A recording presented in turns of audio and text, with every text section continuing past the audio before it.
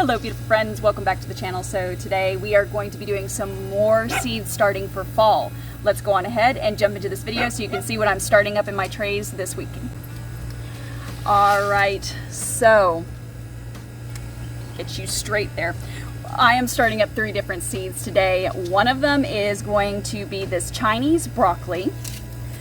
Another is going to be bok choy. We eat a ton of bok choy every season. And then I have some of this dwarf blue kale, which I think will be perfect to grow in the green stalk along with our bok choy. So not only is that going to give me some fresh produce to have longer into the winter, it's also going to be way easier for me to maintain and care for during the winter months because of course I have the frost cover for my green stalks. So yeah, I'm betting that I can have these guys going clear up through probably the end of January for sure. So that has me very excited. I'm very glad that I invested in these seeds. Now let's go on ahead and get them planted. Alright, so we're going to start with the broccoli first, and I'm going to put 5 seeds in this time in each of my pockets here. If you have the individual ones, I would still recommend sowing like 2, but obviously since I have more space, I can get away with putting a few more seeds in these. Now, when I'm planning on my next garden space, I'm usually thinking ahead to what it is I'm going to eat the most of in that season. And we are very seasonal eaters. So for us, broccoli is going to be a big one. So I'm actually going to probably do more of this broccoli than the other 2 initially, because bok choy comes up so quickly and so easily. Same with kale. I'm going to plan on succession sowing that over the winter so that I have nice, fresh, tender plants in each season. If you ever see any lumps like that in your soil, just take care of them. It's okay.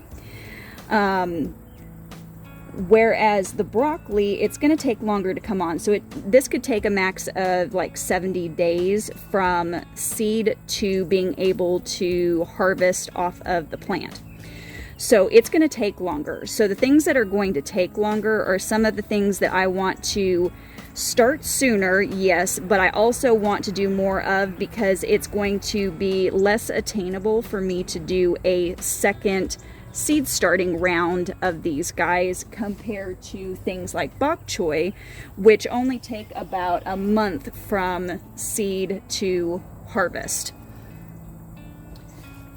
So just some things to take into consideration when you are starting your seeds, that you want to make sure and plan some things in advance. Alright, so we're going to do one more level here.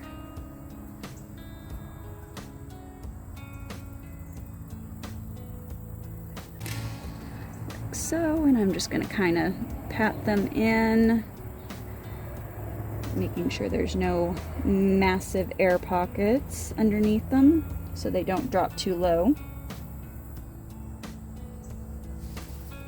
And then I'm just going to kind of sprinkle a little bit of soil on top. These guys are really small seeds, so they don't need a whole lot of soil on top of them. A good rule of thumb, as I've said before, is however long your seed is, that's how deep you should plant them. Like so. And then now we're going to make a tag. Like so. Now the next thing that we're going to be doing a lot of is going to be bok choy. And we are just going to be repeating the exact same thing, and honestly the seeds look so similar because they're all in the same family.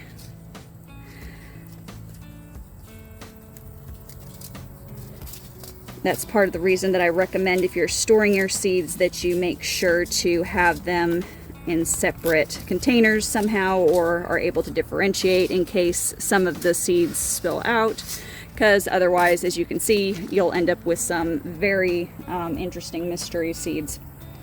But you know what, if you don't mind surprise gardening, I don't mind surprise gardening, so you can always just plant the seeds and what comes up comes up, or you could just turn them into like a mini microgreen mix. That's a good thing to do if you have had any seeds spill out and you don't know what they are. Just turn them into a microgreen mix, and yeah, you can make your own. It's not hard at all. Just put the things that you like together. All right, and here we go.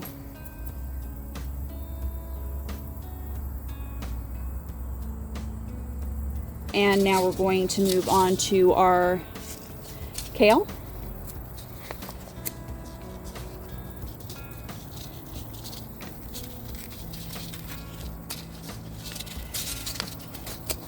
And I'll just do this for fun, because this is another this is a fun way to start seeds.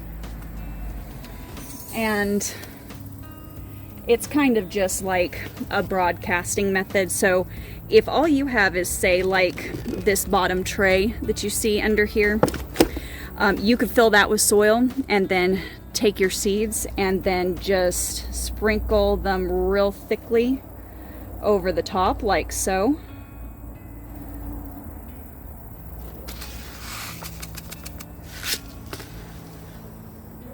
We eat quite a bit of kale, so me doing this is not going to be wasting any seeds, because what we will do is when these guys start to come up, we will just basically divide them out. Now I'm going to kind of press them into the top very lightly. I'm not doing this real firmly.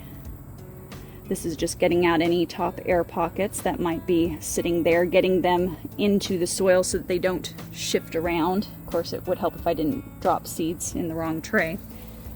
And then I'm just going to lightly cover them with some damp soil, like we did on the other trays, like so. Get them all covered up, give them the moisture they need.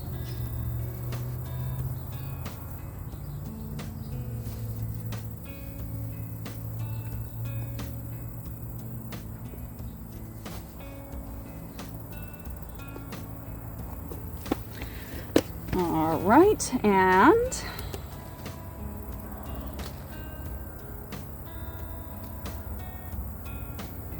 dwarf blue kale egg, like so.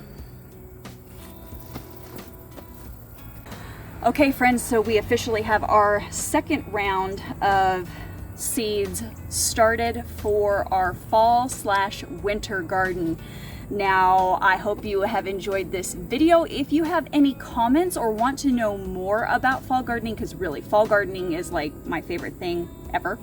Less heat, less humidity, less bugs, less weeds, more food. I mean, come on.